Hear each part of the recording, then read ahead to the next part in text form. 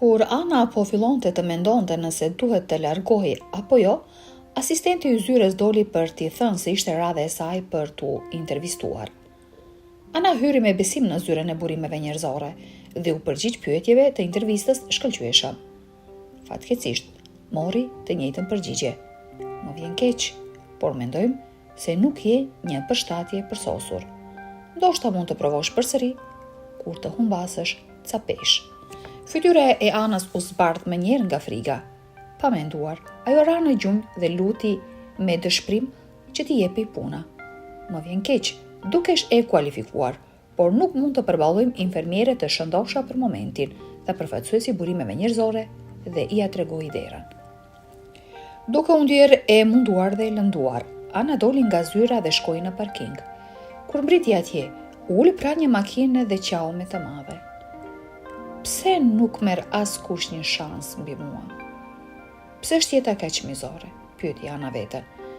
Në ato moment, dera e makinës bëri një zhurmë klikimi dhe një burr, i quajtur George, i cili ishte në të 30-tat e tij të vonshme, doli nga makina. Ana nuk e dynte që dikush kishte qenë në makinë gjatë gjithë kohës, kështu që u ndje e turpëruar që ai e kishte parë të qante dhe shpejt fshiu fytyrën.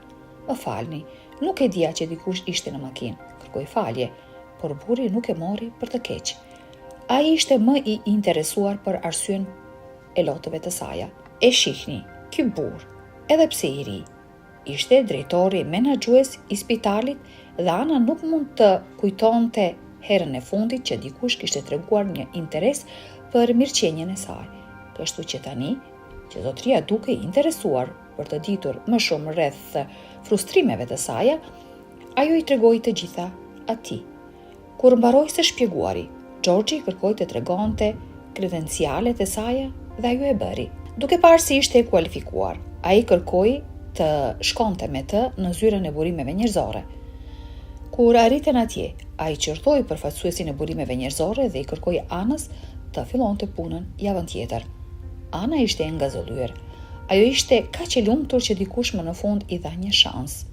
E mbushur me gëzim, Ana përqafoi mendje lehtësisht drejtorin menaxhues, e falendroi dhe vrapoi jashtë zyrës duke qeshur si një fëmijë i lumtur që i është dhënë një akullore.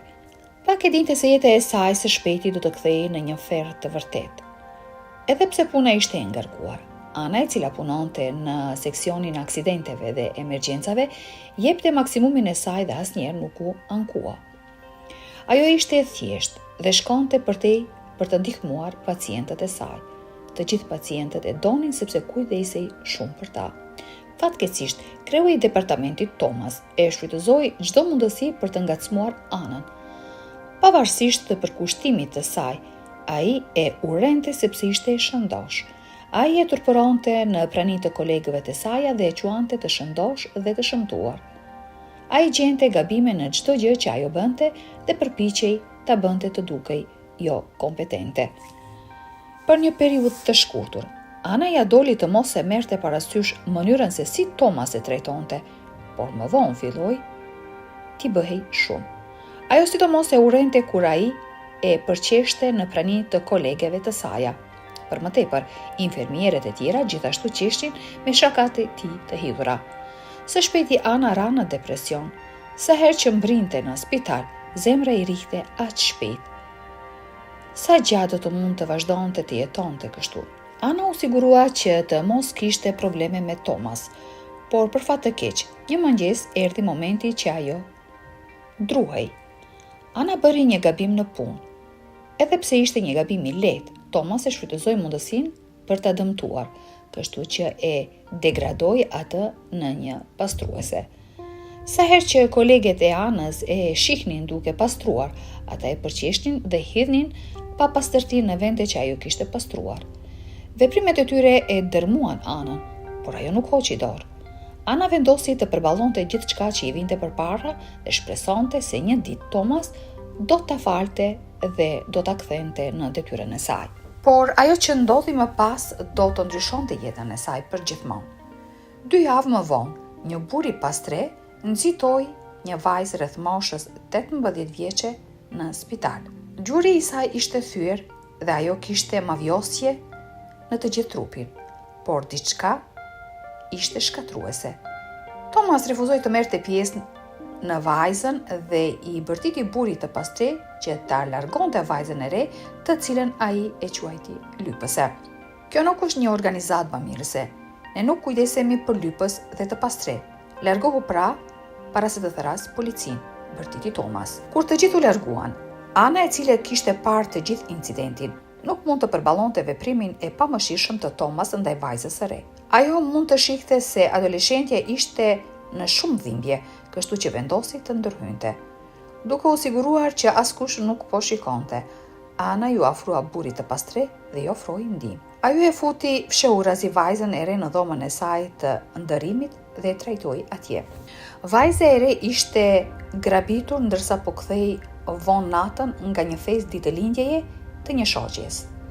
Buri i kishte vjedhur makinën, e kishte plagosur dhe e kishte hedhur në anë të rrugës. Fatmirësisht, buri i pastre e kishte gjetur dhe e kishte çuar në spital. 3 ditë më vonë, vajza e re, e cila ishte ende duke u rikuperuar në dhomën e ndërimit të Anës, kërkoi telefonin e saj, me të cilin bëri një telefonat tek vëllai i saj i madh, i cili befas doli të ishte George, drejtori menaxhues i spitalit. Së fundmi, ishte koha që Thomas të paguante çmimin për veprimet e tija të këqija dhe të pista. E shihni, shumë antar të stafit dhe pacient kishin bërë ankesa kundër Thomas. George madje mësoi se ai merrte ryshfet nga pacientët dhe krijonte rezultate mjekësore të reme në këmbim të parave. Dhe duke parë mënyrën se si ai trajtonte motrën e tij, vetëm sepse mendonte se ishte një lypse, George e shkarkoi Thomasin. Pas këtij incidenti, George dhe Ana u afruan më shumë dhe brenda pak kohe ata ranë në dashuri me njëri tjetrin dhe filluan të dilnin bashkë. George më në fundi pranoi Anës se gjithmonë kishte ndjerë diçka për të, që nga momenti kur e pa duke qarë në parking dhe kur ajo e përqafoi në zyrën e burimeve njerëzore. Megjithatë, ai i tha se nuk mund të afrohej sepse mendonte se ajo nuk ishte në gjendjen e duhur mendore për një lidhje dhe nuk donte të dukej sikur po e shfrytëzonte sepse i kishte dhënë punën, edhe pse ajo e kishte marrë atë me merit. Pas një viti lidhje, George dhe Ana u martuan. 10 vjet më vonë, Ana dhe George, ende të lumtur të martuar, kishin 2 fëmijë. Dhe ja pjesa më e bukur me mbështetjen e bashkëshortit të saj, Ana nisi me sukses një rrugëtim për humbjen e peshës. Por kjo nuk ishte e gjitha. George gjithashtu hapi një spital privat dhe Ana filloi të punonte atje si menaxhere e burimeve njerëzore. Një ditë, ajo pati një vizitë të papritur. Ishte Thomas dhe ai kishte ardhur për të intervistuar për pozicionin e mjekut junior. Kur përfundoi përgjigjen e pyetjeve të intervistës, Ana i tha se ishte e habitur që ai nuk e njihte. Në atë moment, ajo nxori një foto të saj kur ishte e shëndosh dhe i ia tregoi atij. Tani më nje, jam e sigurt që të kujtohet kjo vajzë që e quajti të shëndosh dhe e degradove në një pastruese. Thomas, i mbushur me turp, ra në gjumë dhe u pendua thellësisht ndaj veprimeve të tija dhe kërkoi falje. E shihni që kur George kërkoi Thomas, ai nuk mundi të gjejë një punë. Lajmet për veprimet e tija të këqija dhe korruptive u përhapën dhe asnjë spital nuk donte ta punsonte atë. Ana gjithashtu nuk i dha punën. Ne punsojmë vetëm mjek të zellshëm dhe të mëshirshëm.